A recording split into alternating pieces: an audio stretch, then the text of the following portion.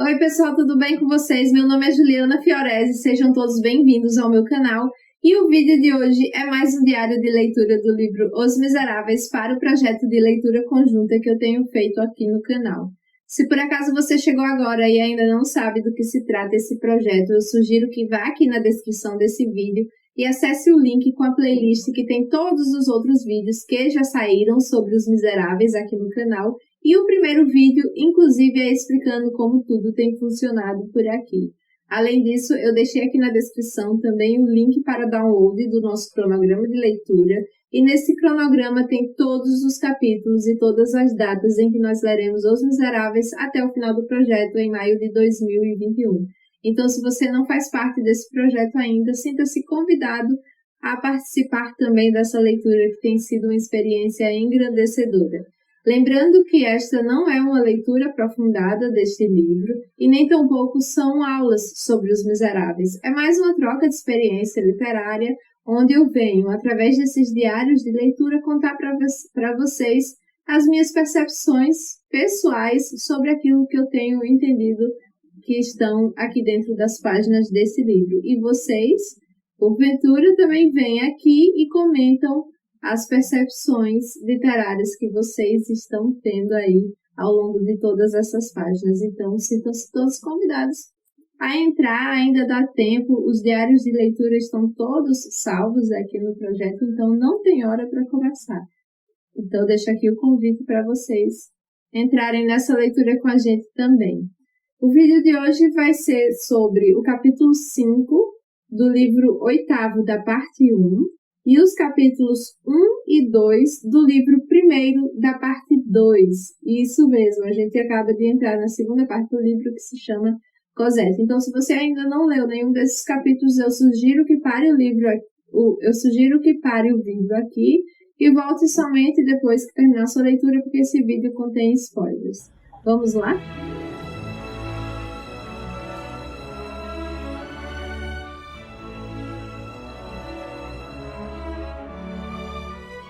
Aqui no capítulo 5, que se chama Sepultura Digna, a gente vai saber que Jean Valjean ele havia sido levado até a prisão e que ele ficaria ali por algum tempo, né, na prisão de Montreuil-sur-Mer, aguardando ser levado para um outro local onde seria feito seu julgamento e assim a condenação final, onde ele iria para as galés para o resto de sua vida. Só que aí, logo depois que ele vai para essa prisão de Montreuil-sur-Mer, a cidade começa a falar, isso causou um burburinho enorme ali na cidade, e aí vai dizer, inclusive, que todos ali naquela cidade, em 2 horas, esqueceram tudo de bom que o senhor Madeleine fez por aquela cidade, por aqueles moradores daquela cidade, naqueles 8 anos em que ele morou ali. Esqueceram isso rapidamente, em menos de 2 horas, e começaram a falar mal do senhor Madeleine, dizendo que era um forçado e que merecia estar onde estava agora, né? Ninguém mais lembrava das bondades que ele havia feito. Apenas umas 3 ou 4 pessoas continuaram fiéis ao senhor Madeleine, e uma dessas pessoas era a porteira que cuidava ali da entrada do local onde o senhor Madeleine dormia.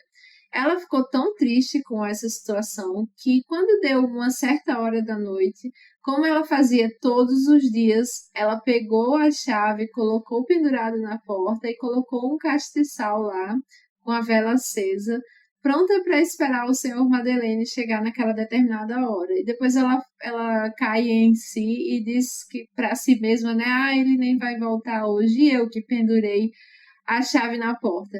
Nesse momento em que ela pensa isso, uma mão entra naquele local, puxa a chave e o castiçal. E ela sabia de quem era aquela mão, de quem era aquela manga da sobrecasaca. Era do senhor Madeleine. Ela meio que fica assustada ali naquele momento, mas ela contém o grito dela. E aí ela vai perguntar: senhor Madeleine, eu pensei que o senhor estava preso. Aí o senhor Madeleine vai dizer que sim, que ele estava, mas que ele conseguiu arrancar uma parte da grade de ferro e ele conseguiu pular através de um telhado de uma altura imensa, segundo diz aqui. E aí ele conseguiu fugir daquela prisão e chegou na sua casa para fazer algumas coisas ali que estavam pendentes. A primeira coisa que ele pede é para que a porteira chame a irmã Simplice, porque ele tem algumas coisas para falar para ela. E a porteira, que continuou fiel ao senhor Madeleine, ela fez isso. E aí ela tomou todo o cuidado para que ninguém soubesse que ele estava ali. Enquanto isso, ele foi no seu quarto, pegou os restos do cajado que ele tinha colocado na lareira para queimar, para esconder a sua identidade, e pegou também a moedinha que ele roubou do pequeno Gervier e colocou na mesa. E ainda escreveu um bilhete aqui, assim, aqui está as provas de que falei, essa é a moeda do pequeno Gervier e esse é o cajado que eu usei. Ao sair das galés, aquele cajado que ele chega em Dine, né, que ele chega acompanhado desse cajado em Dine. Então ele deixa ali num local onde facilmente quem entrasse naquele quarto veria o recado, o bilhete e veria também esses objetos que ele ali deixara. Depois disso, ele foi falar com a irmã Simplice, que no momento em que ela viu aquele homem ali na sua frente, ela começou a tremer e ela ficou muito emocionada. E tem uma frase muito interessante sobre isso aqui nesse livro, que diz o seguinte: as violências do destino têm isso de particular. Por mais perfeitos e apáticos que sejamos, elas nos arrancam das entranhas a natureza humana e forçam nossa personalidade a se mostrar. Com as emoções daquele dia, a religiosa voltou a ser mulher. Ela chorou e tremeu de emoção, então ela não conseguiu se conter ali diante da presença do Senhor Madeleine, depois de tudo que haviam dito sobre ele na cidade, e ela ficou muito emocionada. E aí ele passa um bilhete para ela também, que é para ela entregar ao senhor vigário da cidade. E nesse bilhete tem as seguintes informações: ele está deixando todo o dinheiro dele para que o vigário pague os custos do processo que precisa ter com Jean Valjean. Uma parte desse dinheiro é para esses custos, a outra parte é para ele cuidar do enterro da pobre Fantine. Ele quer que ela seja enterrada de maneira digna, e o resto que sobrar é para ele distribuir com todos os pobres. Nesse momento em que ele entrega o bilhete e que a irmã Simplice lê aquele bilhete, eles dois começam a ouvir nos corredores um barulho muito grande de vozes de homens falando, e logo na sequência quem chega ali para bater na porta é um inspetor Javert. Nesse momento, Jean Valjean apaga a vela e se esconde num canto, muito escondidinho assim lá do quarto, e a irmã Simplice se põe de joelhos a rezar. E aí o Javert entra naquele quarto, ele meio que recua quando vê a irmã Simplice, porque o Javert, ele tem muito aquilo de respeito à autoridade.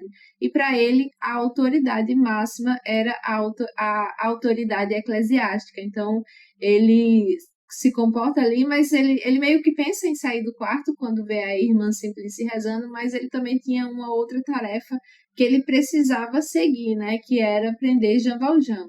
E aí ele pergunta para a irmã Simplice se ela estava sozinha ali naquele quarto. Aí ela vai dizer que sim, e pela primeira vez na vida ela mentiu.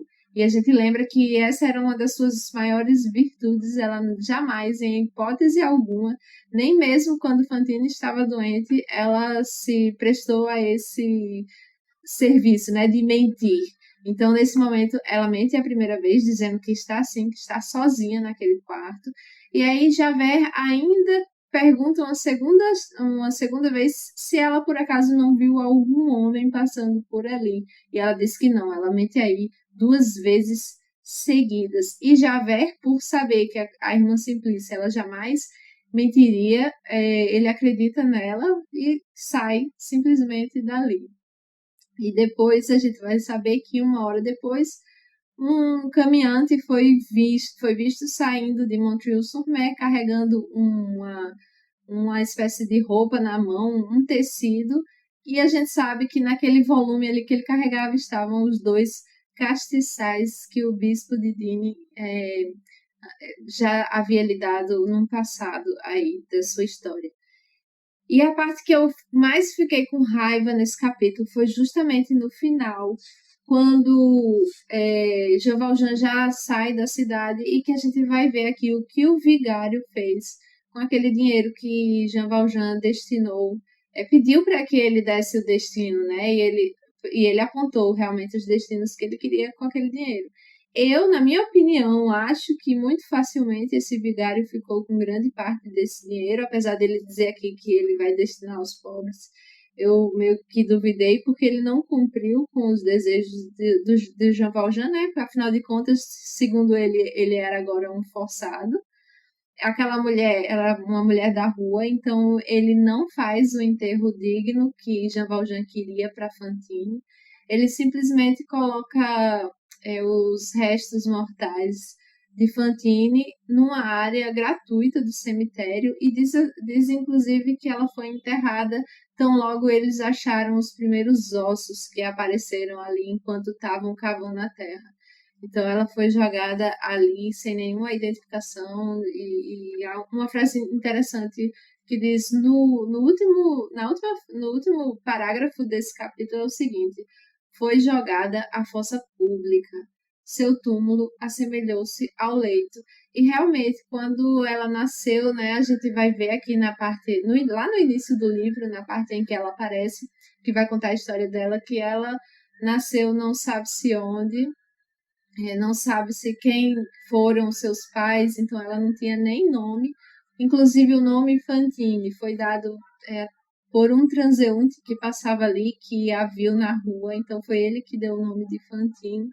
Então, assim, ela não tinha, né, nenhuma identidade mesmo, nenhuma identidade quando nasceu, e quando ela morreu ela também não teve nenhuma identidade, foi jogada, como diz aqui no livro, à fossa pública.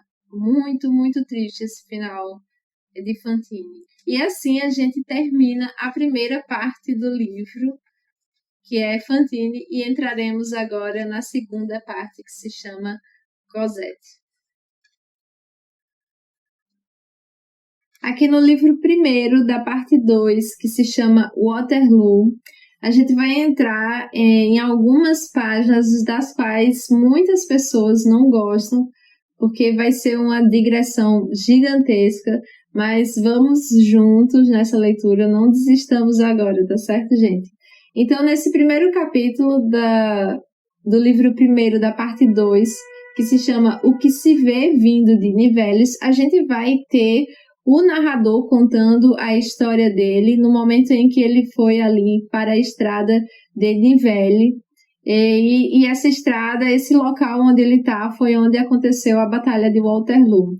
Victor Hugo, antes de escrever essa parte do livro, ele passou uns 2 meses no campo de batalha de Waterloo, e aí ele analisou tudo, ele ficou observando.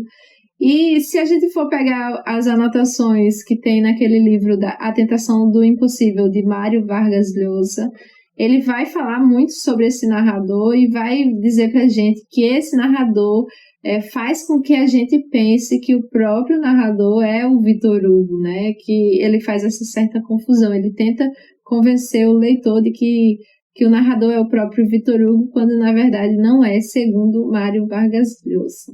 Então ele vai começar a descrever essa estrada de Nivelles, ele vai comentando ali tudo o que ele vê, até o momento em que ele chega, ele vai caminhando pela estrada até o momento em que ele chega numa espécie de albergue, na primeira vista que ele dá assim do local, e aí ele encontra uma camponesa lá, ele começa a observar um buraco que tem no chão, e aí essa camponesa que encontrou ele vai dizer que aquele buraco ali era o buraco onde uma bala francesa caiu. Depois ele vai olhar para uma porta desse suposto albergue, e aí ela vai dizer que aquele buraco ali na madeira era a marca de uma bala de canhão. E aí ele vai perguntar para aquela mulher onde é que ele estava, que local era aquele, e a moça vai dizer, a camponesa vai dizer que aquele local era o Gaumont. E aí ele dá uma olhada e percebe que está no campo de batalha de Waterloo. Esse primeiro capítulo que inicia aqui foi mais essa introdução para posicionar o leitor nesse momento da história, né, nesse momento da narrativa, que não tem muito a ver aquela teia de acontecimentos que estavam acontecendo até então, mas que vão servir para fazer uma certa ambientação para os próximos episódios que vão se desenrolar aqui nos próximos livros, né? A gente está entrando aqui no livro primeiro dessa parte 2. Aqui no capítulo 2, que se chama Ugomon, antes de começar a ler esse capítulo, eu fui fazer uma pesquisa na internet, uma pesquisa rápida, assim, superficial também, para saber o que era Ugomon. E aí eu fui olhar na Wikipédia, né? Diz o seguinte lá, que Ugomon é uma grande fazenda situada no fundo de uma escarpa, perto da estrada Nivelle, em Braine-l'Alleud, não sei pronunciar isso, perto de Waterloo, na Bélgica. A escarpa é o lugar onde as forças aliadas britânicas e outros enfrentaram o exército de Napoleão na Batalha de Waterloo, em 18 de junho de 1815. Então, isso é a descrição que tem lá na Wikipedia. E tem também algumas imagens que eu acho interessante. Depois que vocês assistirem esse vídeo e lerem esse capítulo, vão lá olhar para saber direitinho o que era esse Ugomon, né? Aqui, nesse primeiro momento, ele vai dizer que Ugomon foi o primeiro obstáculo que Napoleão sofreu em Waterloo. E antes ele era um grande castelo. Hoje em dia hoje em dia que eu falo é aqui na data em que ele estava visitando esse local, que era 1861. Toda vez que eu falar hoje em dia, eu quero remeter a essa data aqui que está no livro, certo, gente? Gente, 1861. Então, ele vai dizer que hoje em dia, entre aspas, esse local havia sido reduzido a uma simples fazenda.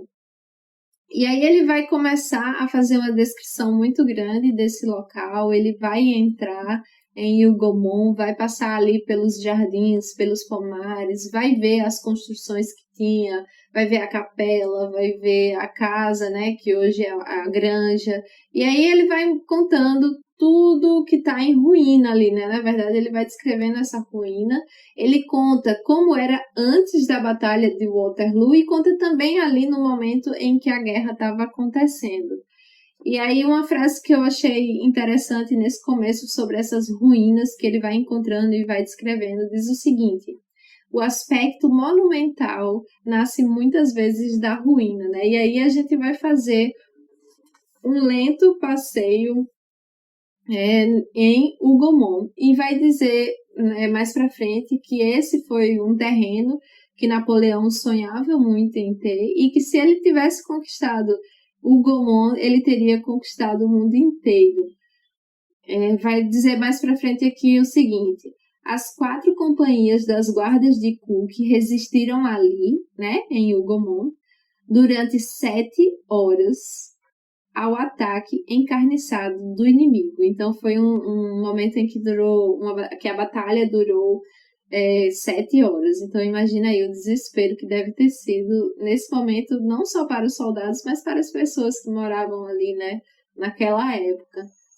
E uma coisa que eu achei interessante aqui também, que é outra frase que eu vou ler para vocês, que é justamente sobre o sentimento que a gente deve ter. Porque assim, eu nunca visitei um local onde aconteceu uma grande tragédia, ou um local onde aconteceram guerras, né? Mas eu acredito que seja justamente esse sentimento que eu separei aqui nessa frase que a gente deve sentir quando visita tais locais. Me contem aqui nos comentários, vocês que já visitaram locais desse tipo assim. Diz o seguinte a frase: o tumulto do combate ainda perdura entre esses muros. O horror ainda é bem visível. Sente-se ali a vida e a morte. Tudo aconteceu ontem mesmo. Os muros agonizam, as pedras tombam, as brechas gritam. Os buracos são chagas. As árvores, inclinadas e trêmulas, parecem querer fugir. E aí vai contar também como os ingleses construíram aquelas barricadas, como os franceses conseguiram entrar nessas barricadas construídas pelos ingleses e eles não conseguiram se manter ali dentro. Vai falar que o castelo serviu como torre, a capela como trincheira. Ali se exterminaram mutuamente os inimigos. E depois ele vai fazer uma descrição dessa capela, né? Do que sobrou, na verdade, dessa capela. Vai mostrar que tinha um pedaço de escada, mas que era inacessível, porque a outra parte estava totalmente quebrada. Vai contar também em alguns parágrafos aqui sobre um poço que ali ficava, né, naquela granja. Vai dizer que hoje em dia, em 1861, não se via mais balde, nem aquela cordinha para puxar a água. E aí ele vai se perguntar por que não tiram água mais desse poço. E aí ele vai dizer que é porque esse poço está repleto de esqueletos, né? Dos cadáveres das pessoas que morreram ali naquela época. Tem outra frase que eu achei interessante aqui ainda sobre essa parte do poço, que diz o seguinte: depois da batalha, todos tiveram pressa de enterrar os cadáveres. A morte tem a sua maneira própria de anuviar as vitórias, fazendo seguir-se a glória pela peste. O tifo faz parte do triunfo. O poço era fundo. Fizeram dele um sepulcro. Aí foram enterrados 300 mortos, talvez com muita pressa. Estariam todos mortos? A lenda diz que não. Parece que, na noite que se seguiu ao sepultamento, ainda se ouviam pedidos de socorro saindo de seu interior. Achei muito, muito sinistra essa parte. E aí, como eu falei, né, ele vai fazendo descrições e descrições, vai falando como era antes da batalha, vai falar como era durante a batalha e vai falar o que ele está vendo ali hoje em dia, enquanto ele está visitando aquele local que é basicamente composto de ruínas. E no final desse capítulo ele vai dizer o seguinte: 3.000 homens, somente nas ruínas de Hugomon, feridos, despedaçados, degolados, fuzilados, queimados. E tudo isso para que uma camponesa hoje diga a um viajante: meu senhor, dê-me 3 francos, se quiser eu lhe explico como é que foi a coisa em Waterloo. E assim a gente acaba a primeira meta, essa meta, né? Esses primeiros capítulos da parte 2. Me contem aqui nos comentários o que é que vocês estão achando dessa leitura. Eu fiquei muito chocada com as descrições que ele vai fazendo aqui nesse primeiro momento, né, sobre a Batalha de Waterloo.